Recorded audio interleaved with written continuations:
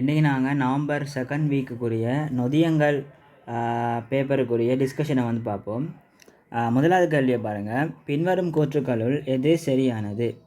முதலாவது ஆன்சர் வந்து எல்லா ஹோமோன்களும் புரதங்கள். இப்போ நாங்கள் நொதியத்தை பற்றி பார்க்கக்குள்ள மெயினாக நாங்கள் இப்படி பிரிக்கலும். முதலாவது வந்து எங்களுக்கு வந்து நொதியத்தை பற்றி பார்க்கக்குள்ள நொதியங்களோட அடிப்படையான இயல்புகள் எங்களுக்கு தெரியணும். சரியா? அதை நாங்கள் வந்து எப்படி பிரிக்கலாம்டா எங்களுக்கு விளங்குறதுக்காக ஒன்று வந்து கட்டமைப்பை பிரிக்கலாம். சரியா?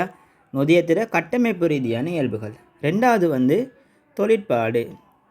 இப்படி பார்த்தீங்கன்னு சொன்னால் உங்களுக்கு வந்து படிக்கிறது ஈஸியாக இருக்கும். அதாவது பாருங்கள், இந்த கட்டமைப்புன்னு சொன்னால் உங்களுக்கு என்ன தெரியணும்னு சொன்னால் நொதியங்கள் எல்லாமே என்னது? ஒரு சிறிய கோளப்புரதங்கள். ஒரு சிறிய கோளப்புரதங்கள். சரியா? புரதம்னு சொன்னால் என்னத்தால் ஆக்கப்பட்டிருக்கும்? அமினோ அமிலங்கள் ஆக்கப்பட்டிருக்கும். அப்போ ஆட்டோமேட்டிக்காக அந்த பாயிண்ட்டும் உங்களுக்கு ஞாபகத்துக்கு வரணும். சரியா? ரெண்டாவது விஷயத்தை பாருங்கள். இந்த நொதியங்களில் சரி, கட்டமைப்பு மட்டுமே வச்சுக்கொள்வோமே. ஓகே, இந்த நொதியத்தை பார்த்தோம்னு சொன்னால் இந்த நொதியத்தில் எங்களுக்கு வந்து உயிர்ப்பு மையம் என்ற ஒரு பகுதி காணப்படும். சரியா? இந்த பகுதியில் என்ன செய்யுமெண்டா கீழ்ப்படை போய்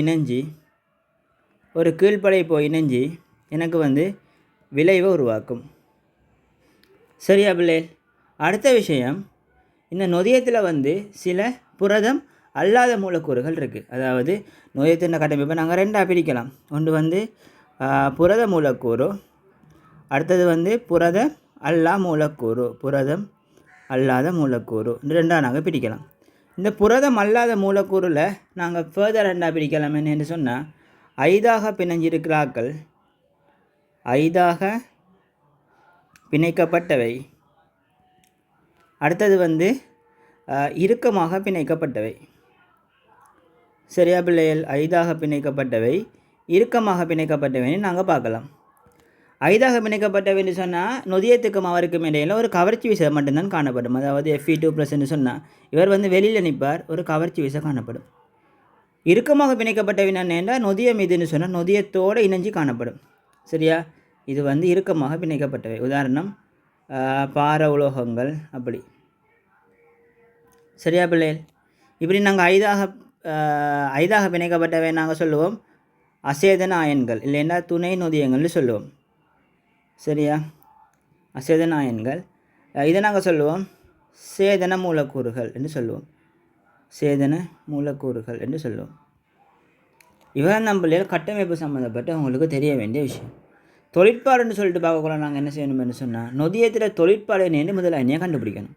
நொதியம் என்ன செய்கிறேன்னு சொன்னால் இப்போ ஒரு தாக்கத்துக்கு வந்து உதாரணத்துக்கு வந்து வச்சுக்கொள்வோமே. இப்போ கேசிசி தெரியுதானே உங்களுக்கு? Candy complex. சரியா?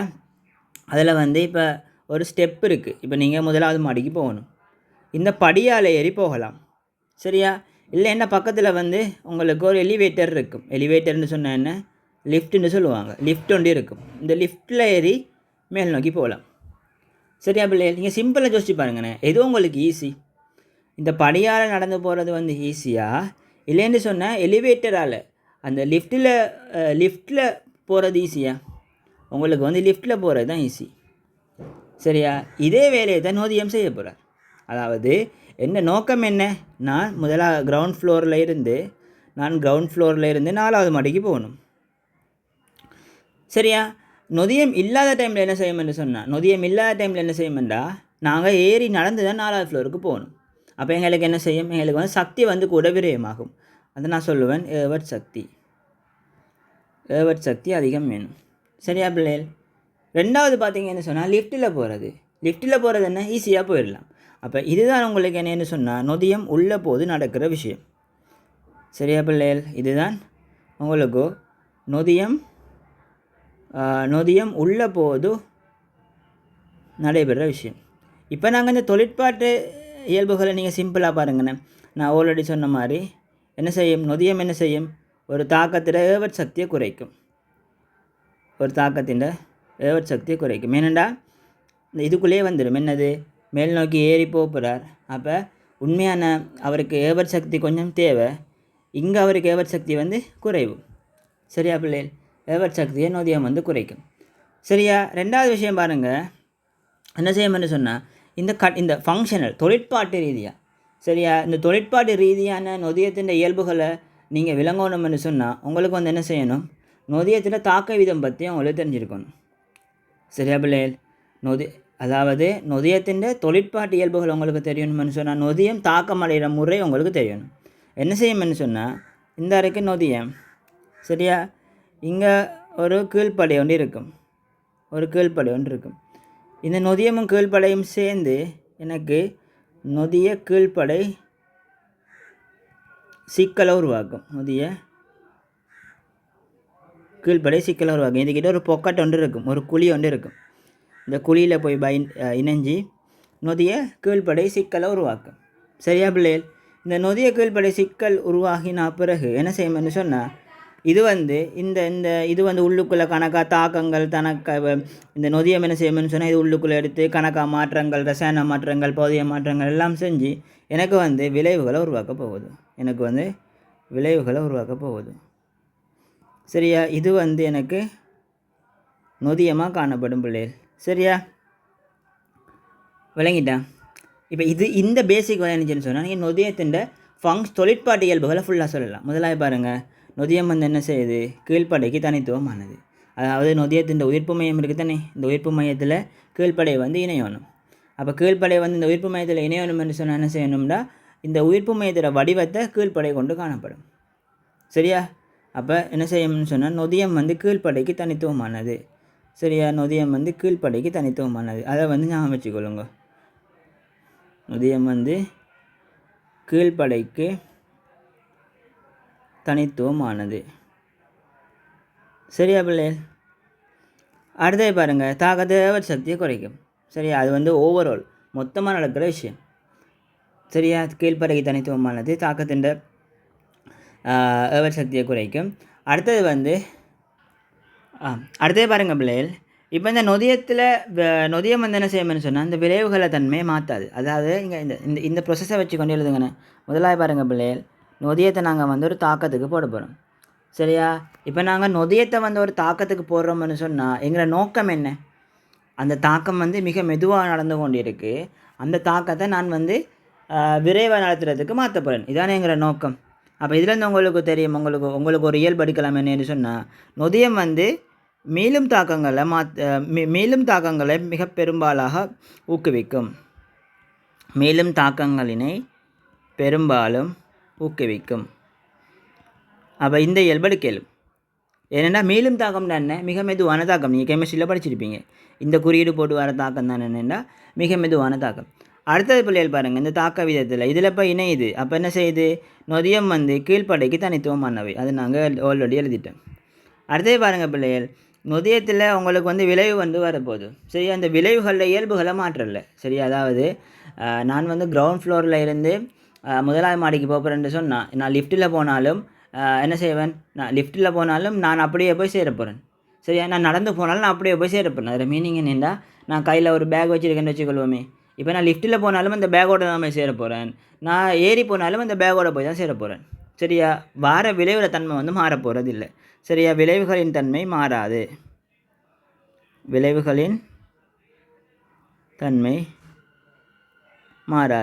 சரியா பிள்ளைகள்? அடுத்த விஷயம் பாருங்கள், நாங்கள் சிம்பிளாக சொல்லலாம். சரியா? இப்போ அடுத்த விஷயம் பாருங்கள், இப்போ நொதியத்தில் கட்டமைப்பில் இருக்கிற என்னென்ன இயல்பு, நொதியம் வந்து என்ன, ஒரு புரதம். சரியா பிள்ளைகள்? புரதம் என்ன செய்யும், அமைப்பழியும். எப்போ சில பௌதிக காரணிகள் வரக்குள்ள, அதாவது உயர் வெப்பநிலை, pH, அதுகளெல்லாம் என்ன செய்யும்னு சொன்னால் அமைப்பழியும். சரியா? அப்போ அமைப்பழியம்னு சொன்னால் என்ன செய்யும்னா, நொதியம் வந்து என்ன, ஒரு சிறிய கோளப்புரதம். அமைப்பழியம்னா என்ன, நொதியத்திற அந்த புரதத்திற கோள கட்டமைப்பு வந்து இல்லாமல் போகிறது தான் அமைப்பழியும் என்றதில் மீனிங். சரியா பிள்ளைகள்? அப்போ என்ன நடக்க போகுது என்று சொன்னால், சரியா, கொஞ்சம் வெப்பநிலை கூட என்ன செய்யும், அதாவது வெப்பநிலை, pH, கீழ்ப்படை வெப்பநிலை, pH, சில பல பௌதிக காரணிகள் என்ன செய்யும் என்று சொன்னால் புரதத்தின் கட்டமைப்பு வந்து மாற்றி அமைக்கும். சரியா பிள்ளைகள்? அப்போ என்ன செய்யும்னா, நொதிய தாக்க வீதம் சில பௌதிக காரணிகளை தங்கியிருக்கும். சரி, அப்போ இதுலேருந்து பார்த்தீங்கல்ல, நீங்கள் எடுத்த விஷயம் என்னென்னு சொன்னால், நொதியத்தர இயல்புகளை நாங்கள் படிக்கிறதுக்கு ரெண்டாக பிரிப்போம். ஒன்று வந்து கட்டமைப்பு, ரெண்டாவது தொழிற்பாடு. கட்டமைப்பு என்ன, இது ஒரு சிறிய கோளப்புரதம். சரியா பிள்ளைகள்? மெயினாக இதில் வந்து புரதம் இருக்கிற பகுதியும் இருக்குது, புரதம் இல்லாத பகுதியும் இருக்குது. உயிர்ப்பு மையம் ஒன்று இருக்குது. அதில் கீழ்ப்படை இணைஞ்சி விளைவு உருவாக்கப்பட போகுது. சரியா பிள்ளைகள்? தொழிற்பாடு ரீதின்னு சொல்லக்குள்ள நாங்கள் இந்த தொழிற்பாட்டு பொறிமுறையை வச்சுக்கொண்டு நாங்கள் மிச்ச எல்லா இயல்புகளையும் எடுக்கிறோம். முதலாக வந்து என்ன செய்யுது, பெரும்பாலும் மீளும் தாக்கங்களை ஊக்குவிக்கும். ரெண்டாவது விஷயம், விளைவுகளை தன்மை மாறாது. அதில் ஓவரால் நோக்கம் என்ன, எவர் சக்தியை குறைக்கும். சரியா பிள்ளைகள்? இப்போ கேள்வியை பார்ப்போம். எல்லா ஹோமோன்களும் புரதங்கள் பிள்ளை. சரியா? எல்லா ஹோமோன்களும் புரதங்கள் இல்லை. சரியா? சில புரதம் இல்லாத ஹோமோன்களும் எங்களுக்கு இருக்குது. சில ஹோமோன்கள் தான் புரதங்கள். எல்லா புரதங்களும் நொதியங்கள், இதுவும் பிள்ளை. சரிதானே? எல்லா நொதியங்களும் புரதங்கள், இது வந்து சரி. எல்லா துணை நொதியங்களும் புரதங்கள். துணை நொதியங்கள்னு சொன்னால் அசேதனா எண்கள், அது வந்து புரதங்கள் இல்லை. சரியா? பல நொதியங்கள் தொழிற்படுவதற்கு துணை நொதியங்கள் தேவை. பல் நொதியங்களும் தொழிற்படுவதற்கு துணை நொதியங்கள் தேவை. சரிதானே? மிகச்சில, அதாவது வந்து நொதியங்கள் தொழிற்படுவதற்கு துணை நொதியங்கள் தேவைதான். சரியா? சில வகை நொதியங்களுக்கு தான் தேவை. சரியா? மிக அதிகமான இதுக்கு வந்து தேவை என்ற கூற்று வந்து பிள்ளை. அடுத்த விஷயம் பாருங்கள், மூணாவது வந்து மிக சரியான ஒரு ஆன்சர், மிக பொருத்தமான தெளிவான ஒரு ஆன்சர். அப்போ நாங்கள் இந்த இடத்துல மூணாவது ஆன்சரை தான் போகணும். சரியா? ரெண்டாவது பாருங்கள், நொதியங்கள் உயிரினவியல் தாக்கங்களில் பயன்படுத்தப்பட்டு முடிந்த பின்னர் அவை ரைபோசோம்களால் விரைவில் தொகுக்கப்படுகின்றன. முதலாவது விஷயம் பாருங்கள் பிள்ளைகள், ஒரு தாக்கம் ஒன்று நடக்கக்குள்ள நொதியம் வந்து பயன்படுத்தப்படாது. சரியா? ஒரு தாக்கம் ஒன்று நடக்கக்குள்ள நொதியம் வந்து உயிரினவியல் தாக்கங்களில் பயன்படுத்தப்பட்டு முடிந்த பின்னர் அவை ரைபோசோம்களால் விரைவில் துவக்கப்படுகின்றன. இதில் பார்த்தீங்கன்னா இப்போ இந்த நொதியங்கள் வந்து தாக்கங்களில் பயன்படுத்தப்பட்டு முடிந்த பின்னர், இந்த கூற்று தான் எங்களுக்கு இந்த இடத்துல பிரச்சனை. ஏனென்றா பிள்ளைகள், இப்போ நொதியம் வந்து தாக்கத்தில் வந்து பயன்படாது. அதில் மீனிங் என்னன்னு சொன்னால், சரியா, இப்போ தாக்கத்தில் வந்து பயன்படுத்தப்படுற மீனிங் என்னன்னு சொன்னால், இப்போ எங்களுக்கு வந்து நொதிய தாக்கத்தில் வந்து நொதியம் வந்து யூஸ் பண்ணப்படாது. அதில் மீனிங் என்னென்னா, நொதியம் வந்து என்ன, ஒரு எலிவேட்டர். அது என்ன செய்யும், என்ன கொண்டு போய் மேலே விட்டு போட்டு திரும்பி அது அதில் பழைய இடத்துக்கு வந்துடும். சரியா பிள்ளை? அது வந்து என்ன செய்யாதுன்னா தாக்கத்தில் பயன்படுத்தப்படாது. அதில் மீனிங் என்னென்னா, இப்போ 100 புரத மூலக்கூறுகள் இருக்குன்னு சொன்னால், 100 அமினோ அமில மூலக்கூறுகள் சேர்ந்து நொதியத்தை உருவாக்கியிருக்குன்னு சொன்னால், தாக்கம் நடந்த பிறகு வந்து அந்த 100 வந்து 80 ஆகவோ அப்படி மாறாது. நொதியம் வந்து பயன்படுத்தப்படாது. சரியா? அப்போ இது வந்து என்னது, பிள்ளை. அடுத்தது பாருங்கள், தொழிற்பாட்டுக்காக சில வேளைகளில் செம்பு, மெக்னீசியம் போன்ற உலோகங்களே வேண்டி நிற்கும். சரியா? இது வந்து சரியான கூற்று. சரியா? அசேதனா எண்கள். சரியா? அடுத்தது பாருங்கள் பிள்ளைகள், சுவாச செயல்முறைக்கு அவசியமானவை அன்றி ஒளித்தொகுப்பு செயல்முறைக்கு அவசியமானவை அல்ல. இது வந்து பிள்ளை. உங்களுக்கு தெரியும், கெல்வின் வட்டம், ஒளித்தொகுப்புல எல்லாம் இருக்குது. அது எல்லாத்துக்குமே எங்களுக்கு நொதியங்கள் வேணும். தாக்க வெப்பநிலையை உயர்த்துவதன் மூலம் தாக்கங்களை சில வேளைகளில் மந்தப்படுத்தும். அடுத்தது வந்து தாக்க வெப்பநிலையை உயர்த்துவதன் மூலம் தாக்கங்களை சில வேளைகளில் மந்தப்படுத்தும் என்ற இது வந்து போட்டிருக்கு. இப்போ இதை பார்த்தோம்னு சொன்னான்னு சொன்னால், இப்போ நாங்கள் ஒரு வெப்பநிலைக்கு நாங்கள் ஒரு வரைபுக்கிறோம்னு சொன்னால், இது எங்களுக்கு தெரிய வேண்டும். எப்படி வரும்னா இப்படி தான் வரும். சரியா பிள்ளைகள்? இது வந்து வெப்பநிலை, இது வந்து இது வந்து தாக்க வீதம், இது வந்து வெப்பநிலை. சரியா? வெப்பநிலை நாங்கள் கூட என்ன செய்யணும்னு சொன்னால், தாக்க வீதம் கூடி கூடி கூடி கூடி, சரியா, ஒரு கட்டத்துக்கு ஒரு என்ன செஞ்சிடும், உச்சகட்ட தாக்கத்துக்கு வரப்போகுது. உச்சகட்ட தாக்கம். அதுக்கு பிறகு பிள்ளைகள் தாக்க வீதம் வந்து குறையும். சரியா? இப்போ தாக்க வெப்பநிலையை உயர்த்துவதன் மூலம் தாக்கங்களை சில வேளைகளில் மந்தப்படுத்தும் என்றதை நாங்கள் இந்த இடத்துல பிள்ளைன்னு எடுத்துக்கொள்ளலாம். என்ன ரீசன்னு சொன்னால், தாக்க வெப்பநிலை நாங்கள் உயர்த்தக்குள்ள என்ன செய்யணும்டா, எங்களுக்கு வந்து இனிஷியலாக தாக்க வீதம் வந்து கூடி கூடி கூடி கூடி நாங்கள் நல்லாவே உயர்த்தி, மேக்சிமமாகவே உயர்த்தி, அதாவது நாங்கள் தொடர்ந்து உயர்த்தி கொண்டுட்டு போகக்குள்ள என்ன செய்யணும்டா, எனக்கு வந்து தாக்க வெப்பநிலை வந்து தாக்க வீதம் வந்து குறைய போகுது. சரியா பிள்ளைகள்? அந்த ஒரு விஷயத்தை நாங்கள் இதில் கருத்தில் கொண்டு இதை நாங்கள் வந்து பிள்ளைன்னு எடுக்கலாம். சரியா? அதாவது நாங்கள் எம்சிக்கு வந்து ஆன்சர் செலக்ட் பண்ணக்குள்ள பிள்ளைகள் என்ன செய்யணுமெண்டா, இப்போ எம்சிக்கு நாங்கள் ஆன்சர் செலக்ட் பண்ணக்குள்ள சரியான அல்லது மிக பொருத்தமான விடையை தெரிவு செய்யணும். சரியா?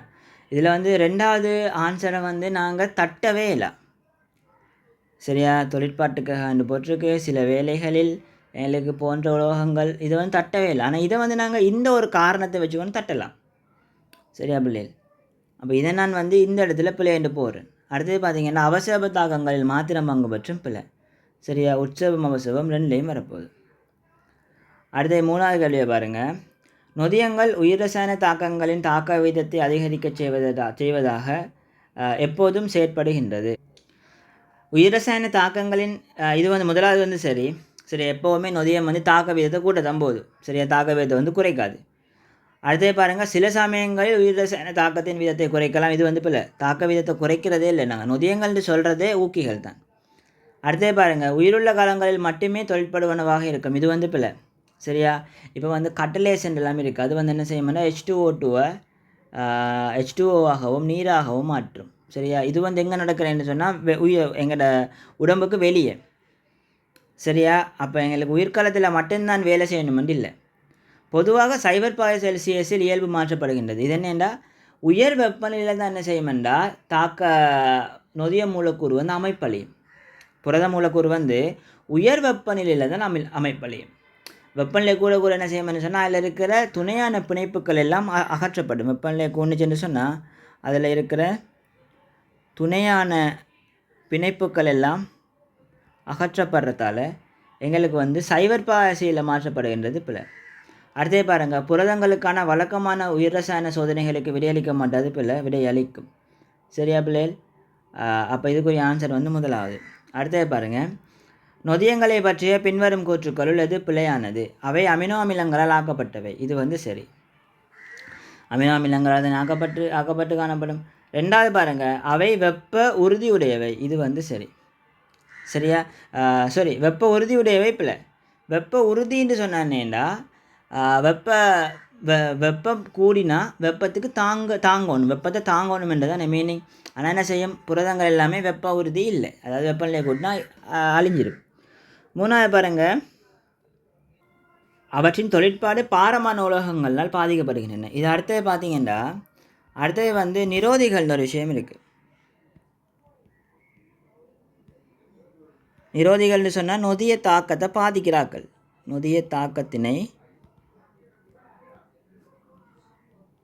பாதிக்கும் காரணிகள். சரியா பிள்ளைகள்? இப்போ பாருங்கள், நொதிய தாக்கத்தின் அடிப்படை பேசிக் என்ன? கீழ்ப்படை வந்து நொதியத்திட கீழ்ப்படை வந்து உயிர்ப்பு மையத்திட ஷேப்பில் இருக்கும். கீழ்ப்படை வந்து உயிர்ப்பு மையத்திட வடிவத்தில் இருக்கும். சரியா, அந்த உயிர்ப்பு மையத்தில் போய் என்ன செய்யும்னா கீழ்ப்படை வந்து இணைஞ்சு தாக்க வீதம் வரும். சரியா, தாக்க வீதம் தாக்கம் நடக்க போகுது. இதானே பிள்ளைகள் பேசிக். இப்போ நொதியத்திட தாக்கத்தை பாதிக்கணும், தாக்கத்தை குறைக்கணும்னு சொன்னால் என்ன செய்யணும்? இந்த கீழ்ப்படை வந்து உயிர்ப்பு மையத்தை இணையெடுத்து தடுக்கணும். இதானே நார்மலான காமன் சென்ஸ். இது அதில் ஷேப்பில் இருக்குது, அது போய் பைண்ட் ஆகும், இது வெளியே வரப்போகுது, விளைவு வரப்போகுது. இப்போ இந்த தாக்கம் நடக்கக்கூடாதுன்னு என்ன செய்யணும்? இந்த உயிர்ப்பு மையம் இந்த கீழ்ப்படை வந்து அதில் போய் பைண்ட் ஆகக்கூடாது. அதானே பிள்ளைகள்? அப்போ எங்களுக்கு வந்து 2 வகையில் தாக்க வீதத்தை நாங்கள் இல்லாமல் செய்யலாம், தாக்கம் நடக்காமல் செய்யலாம். ஒன்று என்ன செய்யலாம்டா, கீழ்ப்படையை போய் இணைஞ்சா தானே என்ன செய்யும்? கீழ்ப்படை போய் இணைஞ்சா தானே என்ன செய்யும்? தாக்கம் நடக்க போகுது. கீழ்ப்படை இணைய விடப்படா, அது பேசிக்கான ஐடியா. எப்படி நாங்கள் இணைய விடாமல் இருக்கலாம்? ஒன்று வந்து என்ன செய்யலாம் என்று சொன்னால், இந்த கீழ்ப்படைகிற வடிவத்தை இன்னொரு ஆள் வச்சிருந்து கீழ்ப்படைக்கு பதிலாக போய் இணையிற. சரியா, கீழ்ப்படைக்கு பதிலாக இணைதல். அதாவது கீழ்ப்படைகிற வடிவத்தில் இருக்கும், கீழ்ப்படை இணைய விடாமல் இவர் போய் இணைகிறார். சரியா, அப்புறம் இது வந்து காமன் சென்ஸ், இப்படி தடுக்கலாம். ரெண்டாவது என்ன செய்யலாம்னு சொன்னால், அந்த உயிர்ப்பு மையத்தில் ஷேப்பை வந்து மாற்றுற, உயிர்ப்பு மையத்தில் வடிவத்தை மாற்றுற, உயிர்ப்பு மையத்தினை வடிவத்தினை மாற்றுதல். இது எப்படி மாற்றப்படும்னு சொன்னால், நொதியத்தில் போய் இணைஞ்சு நொதியத்தில் இணைந்து என்ன செஞ்சிடும்? இதானே ஷேப். அப்போ இதில் போய் இணைஞ்சு இந்த ஷேப்பை இப்படி மாற்றி விட்டுருவார். இது 2 நம்பளல் விஷயம். சரியா, அப்போ இதை நாங்கள் சொல்லுவோம் என்னென்னு சொன்னால் போட்டிக்குரிய நிரோதிகள். இதை நாங்கள் சொல்லுவோம் என்னென்னா போட்டியற்ற நிரோதிகள். போட்டிக்குரியன்னு சொன்னால் யாருக்கு போட்டி? கீழ்ப்படைக்கு போட்டி, அவ்வளோதான் பிள்ளைகள். போட்டியற்றன்னு சொன்னால் கீழ்ப்படைக்கு போட்டி இல்லை. சரியா, சிம்பிளாக இதை நடக்கலாம், அப்படி யோசிச்சு வச்சுக்கொள்ளுங்க. சரியா, அதில் பார்த்தீங்கன்னு சொன்னால் இந்த இந்த போட்டிக்குரிய நிரோதிகள் நாங்கள் 2ஆக பிரிப்போம். ஒன்று வந்து மேலும் நிரோதிகள், அடுத்தது வந்து மீளா நிரோதிகள்னு சொல்லி. சரியா பிள்ளைகள்? இந்த இந்த இந்த நொதியத்தில் இணையிற தானே அந்த போட்டியற்றது, அதுக்கு வந்து மெயினாக நாங்கள் என்ன மெயினான உதாரணம் என்னென்னு சொன்னால் எங்களுக்கு வந்து ரசம் அதுகள் சரியா. அப்போ இந்த போற்றேற்றத்துக்கு உதாரணம் தான் எங்களுக்கு வந்து இந்த ரசம் அதுகள். ரசமெல்லாம் என்ன பார உலோகம். அப்போ இது வந்து பாதிக்கப்படுகின்றன சரியானது. அவற்றின் தாக்கங்கள் பிஹெச்சினால் பாதிக்கப்படுகின்றன சரியா. இதுவும் நாங்கள் பார்ப்போம். அவை மிக குறைந்த செறிவுகளில் தொழிற்படுகின்றன. இது வந்து சரி. ஏனென்றால் பிள்ளைகள் நொதியம் வந்து இருக்குதுன்னு நொதியம் வந்து யூஸ் பண்ணப்படாது. அதாவது நாங்கள் ஒரு நொதியத்தை வந்து தொடர்ந்து யூஸ் பண்ணலாம்.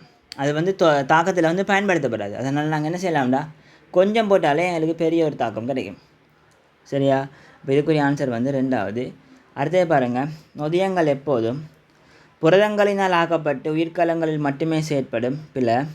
புரதங்களால் ஆக்கப்பட்டு Hg2+ அயன்களால் நஞ்சூட்டப்படும். இது வந்து சரி. ஒரு கீழ்ப்படைக்கு குறிப்பாக உள்ளதாகவும் தமது தாக்கங்களுக்கு துணை நொதியங்களை வேண்டியும் நிற்கும். இதுவும் சரி.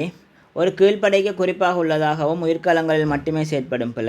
வெப்பத்துக்கு மாறுமியல்புள்ளதாகவும் தமது தாக்கங்களுக்கு துணை நொதியங்களை வேண்டியும் நிற்கும். இது வந்து சரி.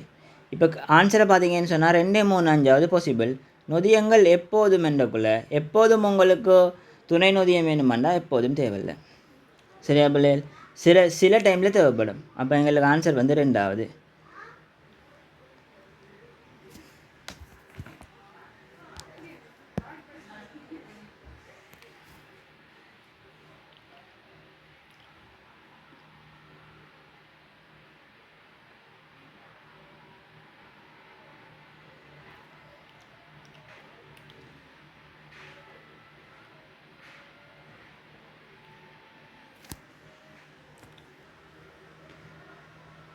இங்கே பார்த்தீங்கன்னு சொன்னால் 5வது கேள்விக்கு புரதங்களால் ஆக்கப்பட்டு உயிர்காலங்கள் மட்டுமே செயற்படும். புரதங்களால் ஆக்கப்பட்டு Hg2+ அயன்கள் நஞ்சூட்டப்படும். இது வந்து சரியான ஆன்சர். இதில் பார்த்தீங்கன்னா 2வதும் 3வதும் 5வதும் எங்களுக்கு சரியாக வருது சரியா. ஒரு கீழ்ப்படைக்கு குறிப்பாக உள்ளதாகவும் தமது தாக்கங்களுக்கு துணை நொதியங்களை வேண்டியும் மீட்கும். ஆனால் இதில் பிள்ளைகள் பார்த்தீங்கன்னா துணை நொதியங்களை வேண்டியும் மீட்கும் என்றதை நாங்கள் பிள்ளை என்ன எடுக்கலாம், என்னென்னா எப்போதும் என்று கேட்டதால் சரியா. Hg2+ அயன்களால் நஞ்சூட்டப்படும். அதை நாங்கள் சரி இன்னும் எடுக்கலாம் சரியா இந்த கேள்விக்கு சரியா பிள்ளைகள். என்னென்னா நிரோதிகள் தானே, நிரோதிகள் எல்லா கிட்டத்தட்ட நாங்கள் இந்த கேள்விக்கு வந்து நாங்கள் இது 2வது தான் மிகச்சிறந்த ஆன்சராக எடுக்கலாம் சரியா பிள்ளைகள். அடுத்து 6வது பாருங்கள், நொதியங்கள் தொடர்பாக பின்வரும் கூற்றுக்கள் தவறானது. நொதியங்கள் அமினோ அமிலங்களால் ஆக்கப்பட்டுள்ளவை சரி. நொதியங்கள் தாக்கங்கள் மீளத்தக்கவை சரி. நான் ஆல்ரெடி சொன்ன மாதிரி என்ன செய்யும், நொதிய தாக்கங்கள் வந்து மிக மெதுவான தாக்கங்களுக்கு தான் நாங்கள் நொதியங்களை வந்து போடுவோம். அப்போ மிக மெதுவான தாக்கங்கள் என்ன, மீளத்தக்க தாக்கங்கள். அடுத்தே பாருங்கள் பிள்ளைகள், நொதியங்கள் தாக்கங்களின் ஈற்று விளை பொருள்களின் இயல்பை மாற்றுவதில்லை. இது வந்து சரி. நான் ஆல்ரெடி சொன்னேன். சில நொதியங்கள் தமது கட்டமைப்பில் புரதமல்லாத பகுதிகளை கொண்டுள்ளன சரி. நொதிய மூலக்கூறுகள் பொதுவாக கீழ்ப்படை மூலக்கூறுகளிலும் பார்க்க சிறியவை. இது வந்து கீழ்ப்படை மூலக்கூறோட சின்ன கீழ்ப்படை மூலக்கூறோட பெருசு சரியா. 7வது பாருங்கள், நொதிய தாக்க ஊக்கம் எய்திய எதிர்த்தாக்கங்கள் மீள்தன்மை வாய்ந்த. இதெல்லாம் நீங்கள் வந்து பெருசாக யோசிக்க தேவையில்லை. நொதிய தாக்க ஊக்கம் எய்திய எதிர்த்தாக்கங்கள்னு சொன்னால் நொதிய தாக்கத்தை தான் சொல்கிறாங்க. நொதிய தாக்கம் அது டிரான்ஸ்லேட் பண்ணக்குள்ளே இப்படி வந்திருக்கு சரியா. நொதிய தாக்கம் சரியா பிள்ளை. அப்போ மீளாத்தன்மை வாய்ந்தவை சரியா, மீள்தன்மை வாய்ந்தவை. நொதியங்கள் கீழ்ப்படைகளின் தனியினத்துக்கு உரியவை அல்ல தனித்துவத்துக்கு உரியவை அந்த உரித்துடையது. நொதிய தாக்க ஊக்கம் எய்திய எதிர்த்தாக்கங்கள், அதாவது நொதிய தாக்கங்கள் எதிர்த்தாக்க ஊடகத்தின் பிஹெச்சினால் பாதிக்கப்படுவதில்லை பிஹெச்சால் பாதிக்கப்படும். நொதியங்கள் எதிர்த்தாக்க மூலியம் சமநிலையை மாற்றக்கூடியவை சமநிலையை மாற்றக்கூடியவை என்ன பிள்ளைகள். இப்போ எக்ஸும் ஒய்யும் சமநிலை அடையுது. சமநிலை அடையிறதுக்குன்ற சமநிலை மாறல என்னென்னா கே என்று எழுதுடன் வைட இன்கெல் எக்ஸ். இதானே உங்களுக்கு வந்து நீங்கள் நொதியத்தை போட்டிங்கன்னு சொன்னால் உங்களுக்கு இறுதியில் உருவாகிற வைட அளவும் எக்ஸிட அளவும் மாறாது சரியா பிள்ளை. இப்போ நொதியத்தை போகிறதால உங்களுக்கு என்ன நடக்க போகுதுன்னு சொன்னால் தாக்கம் வந்து ஸ்பீடாக நடக்க போகுது. அதோட மீனிங் என்னென்னா எனக்கு வந்து வைட 10 வந்து அந்த தாக்கம் வந்து ஓகே. நாங்கள் எக்ஸிட வந்து 30 எடுக்கிறோம், எனக்கு வைட வந்து 10 வரணும். 10 வந்து அந்த தாக்கம் வந்து ஓகே. அப்போ என்ன செய்யும், எக்ஸ்ட்ரா 30லேருந்து வைட 10 வரணும்னு சொன்னால் எக்ஸ்ட்ரா 10 தாக்கம் அடைஞ்சு வைட 10 வரப்போகுது. அப்போ எக்ஸ்ட்ரா எவ்வளோ மிஞ்சி இருக்க போகுது, எக்ஸ்ட்ரா 20 மிஞ்சி இருக்கும், வைட 10 மிஞ்சி இருக்கும் சரியா பிள்ளை. அப்போ நீங்கள் நொதியத்தை போட்டாலும் நொதியத்தை போராட்டி மீதான் வரப்போகுது. ஆனால் அதுக்கு எடுக்கிற டைம் வந்து வித்தியாசப்படும். சரியா பிள்ளைகள்? அப்போ சமநிலையை வந்து மாற்றாது. அடுத்தது பாருங்கள், நொதிய தாக்க ஊக்கம் எதிர் தாக்கங்கள் உயிரில கலங்களுக்கு வெளியே நிகழக்கூடும். இது வந்து சரி. அப்போ இதுக்குரிய ஆன்சர் வந்து 5வது. 8வது பாருங்கள், நொதியங்கள் பற்றிய பின்வரும் கூற்றுக்களுள் தவறானது. அமினோ அமிலங்கள் பல்பார்த்து சேர்க்கையினால் நொதியம் உருவாகின்றது சரி. நொதியங்கள் சில தமது கட்டமைப்பில் புரதமல்லாத கூறுகளை கொண்டுள்ளன சரி. ஊடகத்தின் நிபந்தனைகளினால் நொதிய தொழிற்பாடு பாதிக்கப்படுகின்றது சரி. நொதிய தாக்கங்கள் வெப்பத்தை தோற்றுவிப்பதில்லை பிள்ளை. அது நாங்கள் சொல்லல. நொதியம் வந்து அகவெப்ப தாக்கமாகவும் இருக்கலாம், புறவெப்ப தாக்கமாகவும் இருக்கலாம். வெப்பம் வரலாம், வெப்பம் உறிஞ்சப்படலாம், எதுவும் நடக்கலாம். சரியா? நொதிய தாக்கங்கள் வழக்கமாக மேலும் இயல்புள்ளவை சரி. ஆன்சர் வந்து 4வது. 9வது பாருங்கள், நொதியங்கள் தொடர்பாக கீழ்காணும் கூற்றுக்களுள் தவறான கூற்றை தேர்ந்தெடுக்கவும். நொதியங்கள் கீழ்ப்படை தனித்துவம் வாய்ந்தவை சரி.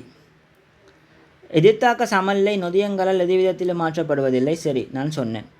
நொதியங்கள் தாம் தாக்க ஊக்கம் செய்யும் தாக்கங்களின் ஏவற் சக்தியை அதிகரிக்கச் செய்கின்றன. இது வந்து பிள்ளை. ஏவற் சக்தியை குறைக்கும்.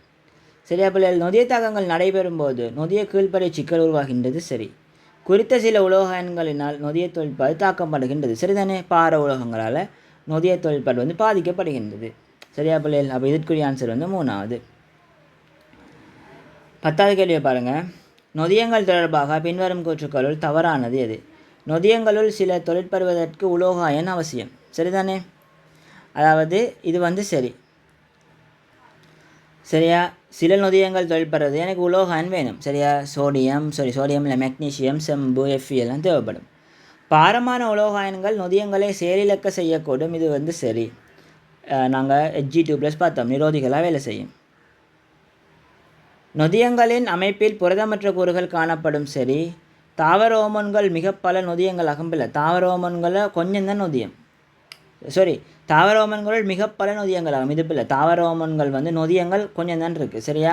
மிக பல நொதியங்கள்ன்றது பிள்ளை. வெப்பநிலையின் மாற்றத்தினால் நொதியங்கள் தொழிற்பாட்டு வீதம் மாற்றப்படும் சரி. அப்போ இதற்குரிய ஆன்சர் வந்து 4வது. சரியா பிள்ளைகள்? 16வது பாருங்கள், நொதியங்கள் தொடர்பாக பின்வரும் கூற்றுக்களுள் தவறானது எது? கலங்களின் குளிய உருவில் நொதியங்கள் துவக்கப்படுகின்றன. கலங்களோட குளிய உருவில் துவக்கப்படுறதா? இல்லை, ரைபோசோமில் துவக்கப்படும். ஏன்னா நொதியங்கள் எல்லாம் புரதங்கள்.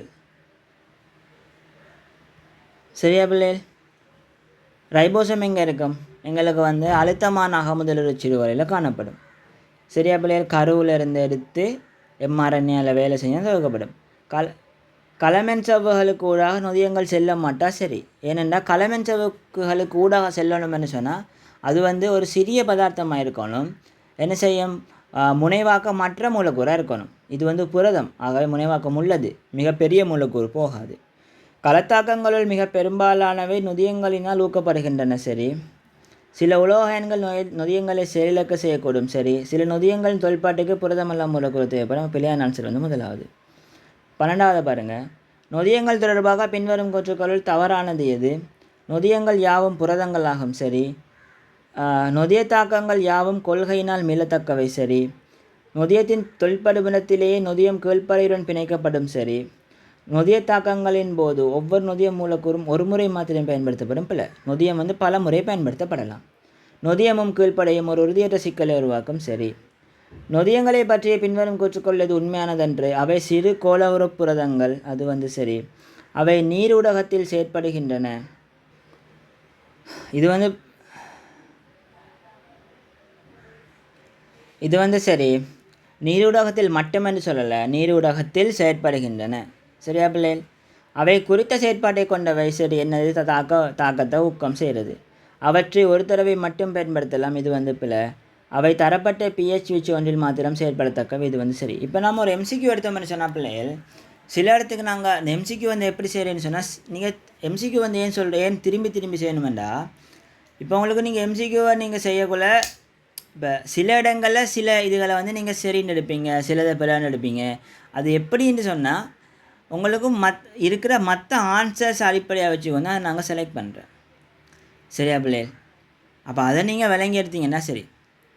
நீங்கள் என்ன செய்யணுமென்னா நல்லா பேப்பர் செய்யணும். அதுக்காக இப்போ உங்களுக்கு வந்து கூற்றுக்கேள்வி இருக்குது தானே, பின் கூற்றுக்கேள்விகள், அதுகளில் குழப்பமாக போட மாட்டாங்க. அதுகளில் கொமனாக வர தான் வரப்போகுது. சரியா பிள்ளைகள்? என்ன சரி டவுட்னா கேளுங்க. ஓமோன்களுக்கும் நொதியங்களுக்கும் இடையே உள்ள ஒப்பீடுகளில் தவறானது. நொதியங்கள் புரதங்கள், இது புரதம் அல்லாதவும் இருக்கலாம். சரி. குறைந்த செறிவுகளில் தொழிற்படும், இதுவும் குறைந்த செறிவுகளில் தொழிற்படையலும். துவக்கப்படும் இடமும் தொழிற்படும் இடமும் ஒன்றாக இருக்கலாம். துவக்கப்படும் இடமும் தொழிற்படும் இடமும் ஒன்றாகும். ஓமோன்கள் என்னென்னு சொன்னால் உங்களுக்கு படிச்சிருப்பீங்க. ஓமோன்கள் வந்து துவக்கப்படுறது ஒரு இடத்துல, தொழிற்படுறது இன்னொரு இடத்துல. இப்போ இன்சுலின் வந்து எங்கே துவக்கப்படும்? எங்கள்ட சதையில் சதையில் இருக்கிற பீட்டா கலங்களால் துவக்கப்படும். அது எங்கே வேலை செய்கிறது எங்களோட தசைக்கலங்களில். அப்போ அது வந்து பிள்ளை ஓமோன்களுக்கு பொதுவான இயல்புகள். தாக்கங்களின் ஏவற் சக்தியை குறைக்கும். தாக்கங்கள் இதில் தான் இந்த ஓமோன்களுக்கு வந்து ஏவற் சக்தியெல்லாம் இல்லை. ஓமோன்கள் நொதியங்கள்னால் ஓமோன்களுக்கும் நொதியங்களுக்கும் சம்மந்தமே இல்லை. கிட்டத்தட்ட தாக்க வீதத்துக்கும் அதுக்கும் சம்மந்தமே இல்லை. அப்போ இது வந்து பிள்ளை இது வந்து சரி குறைக்காது தானே. உயிருள்ளவற்றிலும் உயிரற்ற பதார்த்தங்களிலும் தொழிற்படுகின்றன. சரி, இது வந்து சரி. அப்போ இதுக்குரிய ஆன்சர் வந்து 3வது.